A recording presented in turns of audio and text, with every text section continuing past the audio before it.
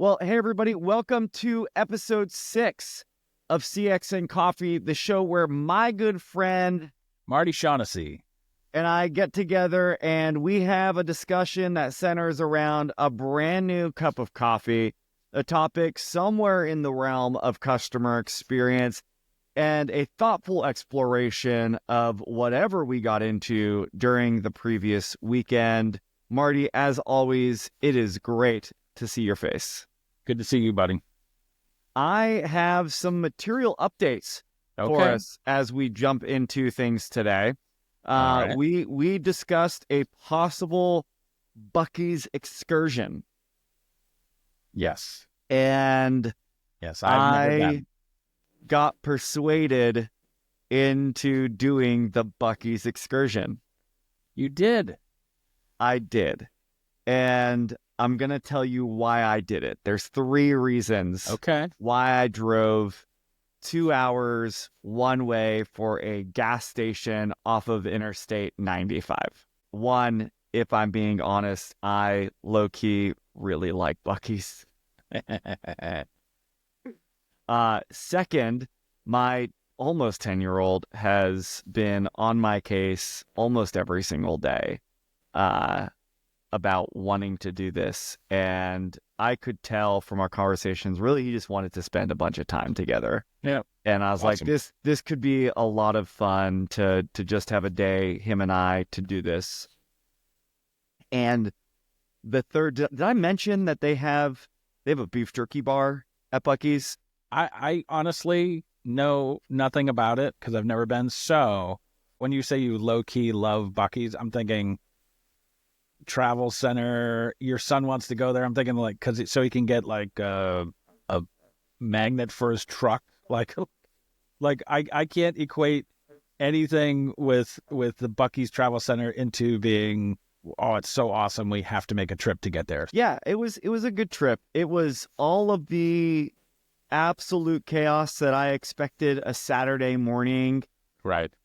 On the week before the Christmas break to be. He got the gifts that he was wanting to get. We loaded up on some beef jerky. We got some delicious brisket sandwiches. Okay. All around, it was a successful Father Sunday. That's awesome. It was awesome. It was really, really good. Yeah, no, family time's always important, and that's a lot of fun. Yeah. How about you? What was your weekend like? So I went up to Massachusetts for the Shaughnessy family Christmas party. My dad is one of 9. So there's lots and lots of cousins, and now there's lots and lots of little ones, second cousins, I guess they would be, running around. So it's great. It's great. The Shaughnessy family they're a fun group, lots of laughing, lots of drinking, lots of eating. So it's a good time all around. Well, I'm glad you got a weekend in Massachusetts with the Shaughnessy clan. Yes. Do you find that your like Massachusetts shows harder when you go back there, or? You mean, do I pack the car kind of thing? I wasn't going to say it that way, but that's exactly what I mean, Marty. It does. I think I've been out of the state for a long time, but there was a time where even just talking to my friends on the phone, slowly Cindy would start looking at me because I'd be like, Dave, what's going on, buddy? You know what I mean? It was, I could easily slide back into it. And we as kids, we had a video camera. We made lots of movies. Mm-hmm. And so there's lots of me using my Massachusetts accent very, very strongly. So it's kind of funny to watch. I wrote a song on my first demo. There's a song where I say library books. And I didn't even know that was weird until somebody was like, I love that you could hear it because you say library. And I was like, yeah, it's a library. No, it's a library. But that's the growing up in Mass. Mm-hmm. So, library book. Mm-hmm. Well, we should have an episode that's talking about our favorite library books at some point. Okay. Yeah, let's do that. Good, Marty. I'm glad you got that trip. I'm also, I think I'm glad, you and I had some exchanges about some coffee in there, and I'm not going to reveal too many things, but if that one thing that you sent me is true, we are going to have a very interesting episode of CX and Coffee sometime early in the new year. Yeah, we're going to test the limits. We are going to. That's what we do here. We push the edge of innovation. We push, and so I guess we could tease it because you are going to do it enough now. So I stayed at my father's, and he's not a man of the kitchen. Let's say that. And so I usually go through and I find spices from like 10 years ago, that kind of thing. So I found coffee, and it's out. It's not even like hidden. It's out on his counter, and I'm like, Dad, where'd you get this tin? And I'm looking at it, and I'm like, oh, this is, I shook it. It was like coffee beans. I took off the lid. It's aluminum lid. It's still sealed. And I'm like, Dad, where'd you get these? He's like, well, I don't know. So and he drinks Maxwell House, you know what I mean, that kind of thing. And I look on the bottom, and it's from 2019, and so I'm like, oh, hold on. I immediately took a picture. I was like, Justin, would you drink this if I sent it to you? And so you looked up to see, how long coffee holds, and if it's not rancid, you said, you would try it. So those were my exact words. Early next year. Yeah. Some 2019 coffee, aged like a fine wine. Like, turns out, didn't know you could get drunk off of coffee, but let it go long enough. It's we'll wait for the surprise. Who makes it, or what brand it is? Yeah, we'll get there. But we're gonna try at that point 6-year-old coffee, and we're gonna see what happens. So if nothing else, subscribe and come back in 2025 as I walk the edge of what's possible in coffee consumption. Yeah. Speaking of coffee consumption, Marty, I've got a savory mug here in my hand today. Yeah. What do you got going on in there? So we were doing a bit of coffee shopping, a bit of shopping recently, and we were in a store that had a bunch of coffee from all over. Okay. And there's a coffee that I have been very curious to try. I've never tried it. And part of the reason I've never tried it is I've actually never gone to the place where this coffee is sold. And the place where this coffee is sold is Cafe du Monde in New Orleans. And Cafe du Monde is known for beignets, but they're also known for this coffee that's made with chicory.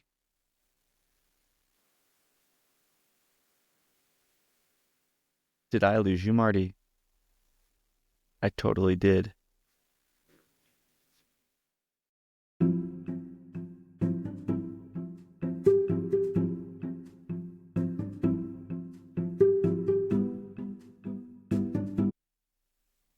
I've always wondered what it's like to see myself instantly jump ahead in time.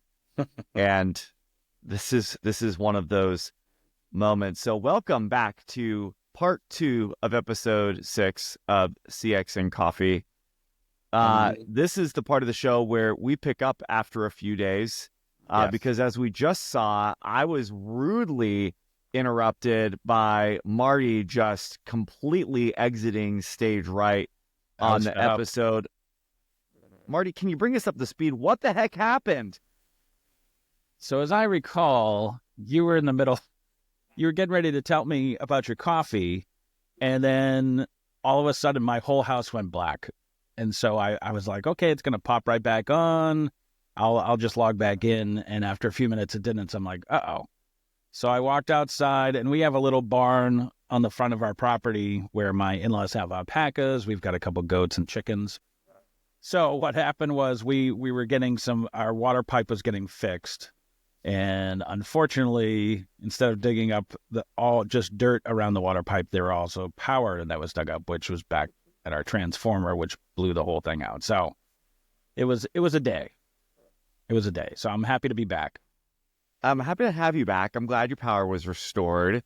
Yes. I feel like before anyone digs, you're supposed to, don't you call a number? It's like call before you dig, and they flag where said electric lines are, so this type of thing doesn't happen. Yeah, actually right on our property there's a big thing that says call before you dig. So Now I will say, because my in-laws are the alpaca farmers, this was scheduled without my knowledge. So let's just leave it there. So They're gonna contact you for their next. They're gonna run billboards, and it's very much like a frowning Marty, yeah, with a dark office behind him on my lawn, big old sign.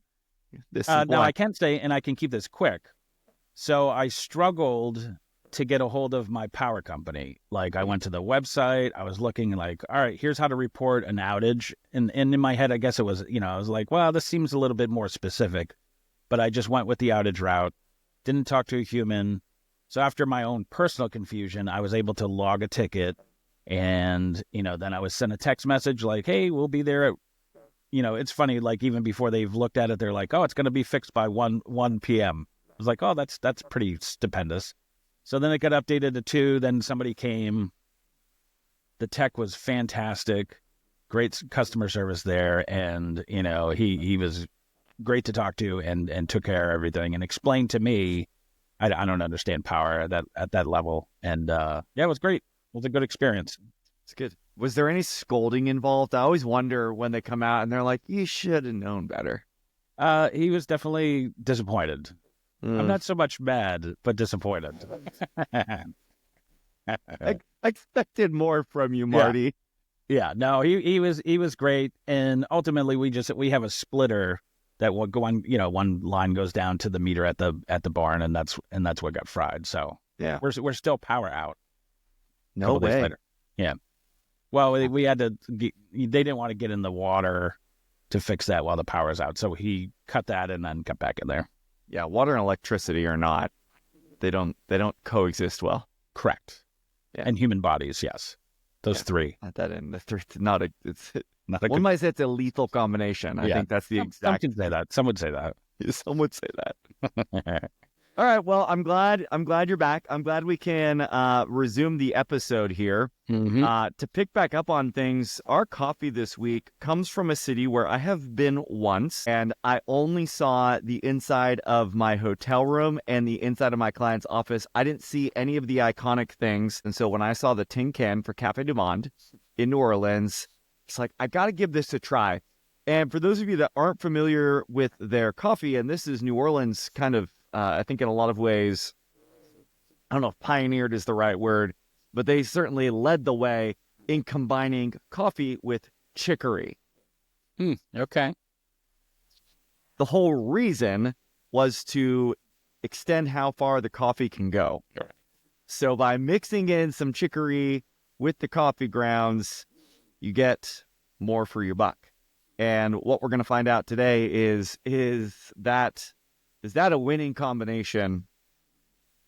We will see. I mixed this in a French press, so just kind of made a little batch and put it together for us today. So it's a tin can. It's already ground. I had to find my can opener. I didn't know. I was like, do we have a can opener? Right. We did. And what was interesting about this one to me is it's a very dark. Like you can. I mean, it's very dark. And the smell is, it doesn't smell like coffee at all. And you figure, so chicory is a root. It's a root, right? I was just about to say, like, Justin, why don't you tell the people at home what chicory is? Yeah, just for them, not for me. But pretty sure it's a root. Okay. And I would. And who do you think was the first person who dug up a root and said, "Hey, maybe we could pulverize this and drink it"? I'm just saying that I'm going on record. They probably were a pretty desperate person. Okay. Like I don't think this was. I don't think this was for the fact that it smelled delicious. Yeah, it makes sense. Make it go a long way. Yeah. I don't even know how I would classify the smell. Furniture varnish? Oh, delicious. Maybe. It has like an industrial, and it might be the tin can too, right? Let's be honest here. True. It could be the tin can, but it does smell pretty industrial would be. That's the word. That's the descriptor that we're going with today. Of course, there's a whole bunch of writing on here. It talks about how to brew it. You can write in to receive order blanks for their delicious French roast, Creole coffee and chicory and beignet mix. And there's an address to write into. Okay. I don't even know what an order blank is. Do I have to fax something back in for me to get more of this? Okay. I was really hopeful that I was like, this was just going to be a new favorite. I was like, I had just not stumbled on it for, all the years of my life. But here's cheers to throwing one down the hatchet.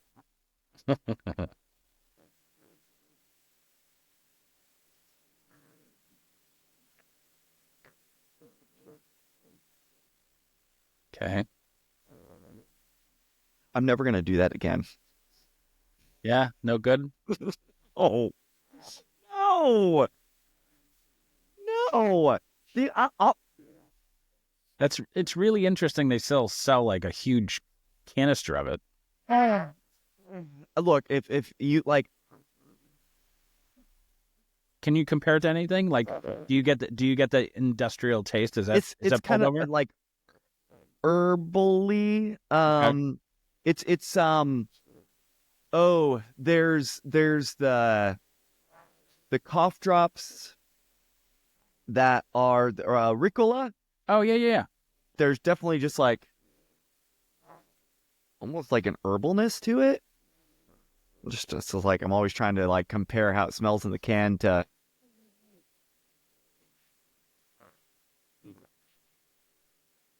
Yeah, I guess I'll go with like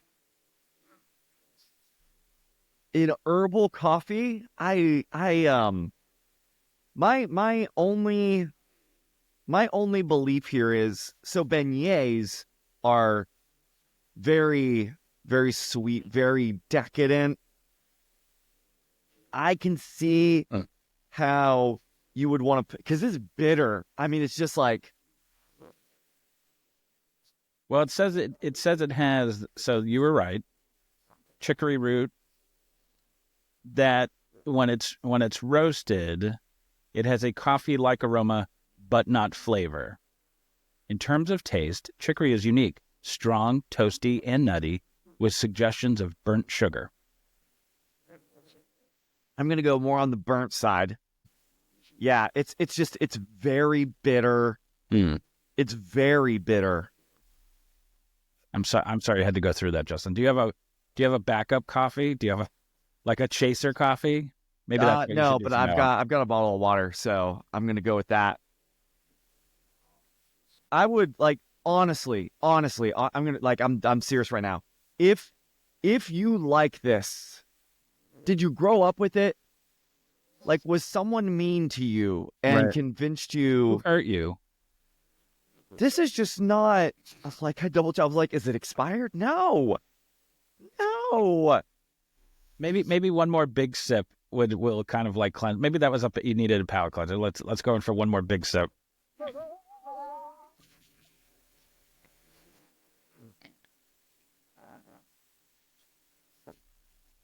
Yeah, I'll happily send the rest of it if you want. If you like this, I will. Like, get me your address. I don't want this to go to waste, but I won't be drinking that. All right, Cafe du Monde. Hear great things about your beignets. I will not be doing your coffee and chicory.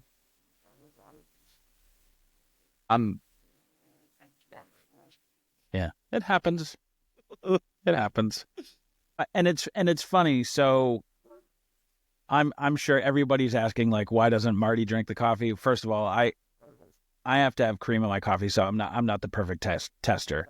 And the logistics of like you and I trying to split the coffee, brew at the same time. So I'm glad that I don't have to, I don't get to enjoy your highs, but I also don't get to enjoy your lows, Justin, and the coffee Marty, thing. I'm seeing you over this holiday break here. So, yeah, I've got a few things for you, and you know what? This is gonna be one of them. We could do a coffee exchange. There you go.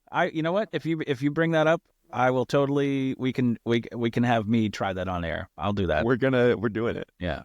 Yeah, we're doing it. Yeah. All right. So last time we brought up surveys, and I think I was asking you, does anybody even look at those? And you were kind of like, let's put that on the parking lot. That's a bigger conversation, and we'll kind of address it here. Yeah, this is a massive topic, and one I think we could explore over different episodes in different ways. Yeah. I am curious. A couple things that I'd love to know about you, and then we'll talk about surveys. When you are willing to fill out a survey, what is it about that situation that makes you willing to take the survey? Every single time I pick up the phone, I'm bracing for the worst. That's just how I'm hardwired, and I just want to make sure I've got like an extra heaping of patience, because I know the person I'm going to talk to, they're not responsible for my issue, right? So if I was delighted at the end, I just want to send that person a reward. It's kind of like giving them a tip in a sense. Not really, but you know what I mean? Yeah. And then when you're compounding the frustration, that's also when I'll do that. And I will add one more thing, is if you give me like multiple pages, like probably past like 3 or 4 screens, I'm going to abandon. Because I feel like you're getting suckered into it. So if there's no like, hey, this is question 3 of 7, 4 of 7, you know what I mean? If there's no transparency on where I am in the stage, and you just keep feeding me, hey, one more thing. Hey, one more thing. I'm like, all right, I'm out. So one of my questions was going to be around how many questions you think is too many questions. 4. Okay. I would say I'd do the initial, then maybe 2 more, as long as they're not long. Yeah. And then after that, I'm like, I got better things to do. And probably my mistrust that actually people are going to do anything with it. Because I see it going to like, this form goes to some email box, and maybe somebody looks at it. I never get anything other than maybe that auto thing like, hey, thanks for taking the survey. Barely ever do people follow up. And when they do, and it has happened once or twice, probably in the last 10 years, it's always super appreciated. And it's kind of like, oh, now you're bringing me back into like the brand trust, Right. They're listening, they're paying attention. They really do want to do better. Humans are humans. They make mistakes. Systems break. Systems have flaws. So I think the average person is willing to kind of adapt with that, but you want to make sure that I'm being heard, right? I don't want to talk and feel like I'm not being heard. Yeah, I've certainly taken a few surveys recently where you get into it and you're like, I feel like I'm like 50 questions in at this point. Like, when does this end? Yeah. And what are you really trying to understand? You're asking about so many different things. What are you actually going to act on is one of the questions I ask. I remember now how this came up in our last episode, and part of it was around this question of, do agents have control over sending the survey or not? That's it. Because you felt like it's only when you have good experiences, they never send it to you on the bad ones. Yes. I think was part of it. And that I think is a nice segue into where I'll talk a little bit about surveys today, where they go wrong, and more importantly, where organizations can course correct and use surveys for good. First is, where are organizations plagued with their surveys today? When I've surveyed businesses on how they survey their customers, I found 3 things always jump out in terms of where surveys fall short on them. I think the first one would be that they have so much data, actually an overwhelming amount of data, that getting someone or even a tool to sort through it and surface what matters most is really, really difficult. I think that's one, just ciphering through all of it. Then, say you actually do that. Well, then you have to start to prioritize based off of what happens to show up, not any specific strategy or plan that you have or thing that you're trying to learn. It's just like, oh, whack-a-mole. That popped up, that popped up, that popped up, that popped up. Where can I put resource or energy, what's worth putting resource or energy towards those things. So that's the second thing I hear. It's like, hey, we have the insight, but then actually driving action on it is a totally different thing in terms of prioritizing, what we do. And I think the third piece is, really more tied to inconsistent responses from different channels or different interaction types. And what I mean by that, for some organizations still today, hey, if you call in or you travel with them or you whatever, you're going to get a survey, a few days later, maybe in an email. And you think even hours or days later, our recall of events morphs. Recency bias is certainly one type of bias. But now we're making it very difficult for customers to provide, not just to provide feedback by saying, hey, Marty, you and I just spoke on the phone, but now in a couple of days, you're going to get an email. Right. Okay.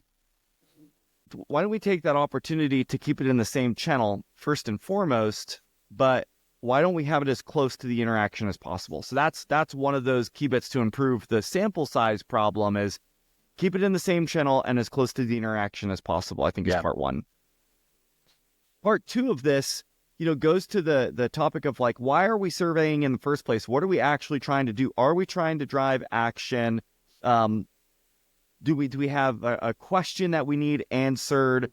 Are we hoping to learn more about a specific segment or a specific, kind of demographic, whatever that might be? And how to get really, really focused on the few questions that better equip us to go after whatever that question or challenge would be. And to your point of, hey, I think I'd do, 3 questions or 4 questions. That's really it, right? We keep it tight, 2 to 5 questions focused on what's one thing that we want to action. And I think we forget that we can change our surveys based off of our strategy, based off of different contact types or different channels. And maybe for the next 3 months, I really need to understand about X topic with Y customer group. Okay, focus that group of questions in there. You're going to get way better responses and kind of more actionable insight by taking that approach. Instead, no, we've got this laundry list of survey that someone somewhere in the organization put together and said, hey, we have to survey our customer. Right. So that's a real challenge. I think the other thing I'd mention on this topic is what I'm going to call our speculative or outright irrelevant survey questions. And I'm gonna pick on I'm not gonna mention the business other than as one that I frequent extensively. They only ask I know who it is, but go ahead. Yeah. They only ask one survey question at the end of every interaction. And I think it's the worst question. The question is this. If you led a customer service team, would you hire the last representative that you spoke with? Well, and here's some of my question. Have you ever run a customer service team, Marty? No. Here's the thing, like hiring for a contact center depends on the nature of your business in terms of what you need and what you look for in an employee. What's the nature of the experience that you're looking to provide? What do you actually, the person calling in, like, what does good mean to you? Like, there are a million and one reasons why it's like, if I'm evaluating an employee on you, random person, like now I've made you a hiring manager in my contact center. No. Yeah. Like, how do I actually action that? Well, yeah, and again, like, what's the follow up there? Or when people are looking at, hey, this month we got 100 no's and 150 yeses. We're doing all right. Like, I can jump to conclusion. It's like, oh, a lot of people are saying no to Marty. Well, now let me see what Marty's doing that might be the case. Like, I get the intent behind it, but It's like, what are you really trying to find out? Is that the best mechanism? I don't know. It's one of those questions that, like, every time I get it, I'm like, I've hired for contact centers, and there are some agents I'm like, you did a good job, but I don't know that I'd hire you, but it has nothing to do with the interaction that we had here. It's weird because it just creates all of this, I think, unnecessary ambiguity and complexity. Yeah. It's something that shouldn't be difficult. Yeah. I think there's other things that we can do, again, depending on the strategy. What am I trying to do on the back end of the survey? So that I think is really, really important to keep it as close to the interaction as possible in the same channel, really brief, right? 2 to maybe 5 questions focused on something strategic, not this laundry list. And yeah, I think there's some businesses that they run these surveys and it's like, hey, we're going to ask you about everything you've ever done with us over the past 12 months, from our website to the ad you experienced to it's like you are covering too many bases that you're not gonna get anything actually done with this. Well, and for the people putting together these 10 to 15 page forms, I'm assuming they know that most people aren't going to get to the end. So are they just hoping for while we have them, we'll just get as much information as they can tolerate? Sometimes I think it's rationalizing in existence. Yeah. It's like, hey, they're there. So they built a really good survey. It's got 4,000 questions. It asks everything. Everything. Yeah, and there's different tactics that organizations can do to randomize the questions. So not everybody gets the same questions in the same order, which can help to, hopefully you get a good sample across all the questions. Yeah. In general, though, not a good practice to have in place at all for it to be an exhaustive survey. And you are going to struggle with feedback. And there are other mechanisms to collect customer insight. One of my favorite things is, proactive outbound campaigns. So it's like, hey, we're really looking to understand this about it, rather than wait for Marty to call us or to send in, let's reach out to Marty. Hey, Marty, you recently made a purchase. I'd love to spend just a couple minutes with you asking a few questions. Those types of exercises, I think, are really interesting. And they also then follow up, which I think for a lot of customers, the reluctance to fill out a survey, short or long, is we don't trust or know what the organization is going to do with that information. Mm-hmm. And I think one of the best things that any organization could be doing ahead of surveying is providing greater transparency and clarity to their customers or users or whoever it is that they're surveying on what's the intent of the survey, when and how will the findings be shared. And that I hear on all fronts: employee surveys, customer surveys. People don't participate because they don't believe or trust that anything's going to happen with the information. Yeah. So if we as organizations can say, hey, last quarter, we heard from X percentage of our customer base, and the number one complaint was around this issue. And so these are the things that we've done over the past 3 months to resolve this issue. We'd love to hear from you. If you're, a specific user of this, has that remedied it for you? What's been your experience? That type of communication and, again, just transparency will get people to engage in the process. And that's really what I think it could and should be about, is how do we get our customers, the people that we're serving, to be more active participants in us evolving and improving the experiences we're providing to them. Yeah. Yeah, no, that's good. Good stuff. Yeah. But big topic. We could talk about it for days and days and days on end. But Marty, I think we've got to wind it down here now. We've, had time to talk about the weekend. You managed to, neglect to get your property marked, your farm. It's true. And I like the power guy. I expected more, Marty. I expected more. I feel disappointment in myself, Justin. Yeah. We learned that Cafe du Monde makes great donuts and terrible coffee. I stand by that. Can't wait, Marty, to learn in the new year what you think of this. But thank you, Cafe du Monde, original French market coffee stand, for giving me an experience that I will not soon forget. And surveys. Surveys can be a really valuable tool, but you've got to be strategic about it. And one of the ways that you can do that is to have better clarity around why you're wanting to survey in the first place, and then get really, really tight in terms of the questions that you're asking, so it can be focused. You can improve your response rates and drive outcomes. That's why we do it, is to drive outcomes, just as a friendly reminder to our viewers at home.